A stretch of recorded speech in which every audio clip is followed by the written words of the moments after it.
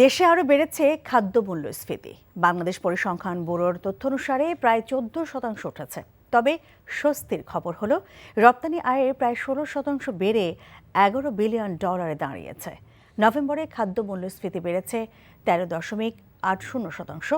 এছাড়া খাদ্য বহির্ভূত মূল্যস্ফীতি ছিল 9.39%, যদিও গেল অক্টোবরে খাদ্য মূল্যস্ফীতি ছিল 12.66%। অন্যদিকে মার্কিন ডলারের সংকট সহ বিভিন্ন সমস্যাকে পাশ কাটিয়ে রফতানি আয়ের পরিমাণ বাড়ছে।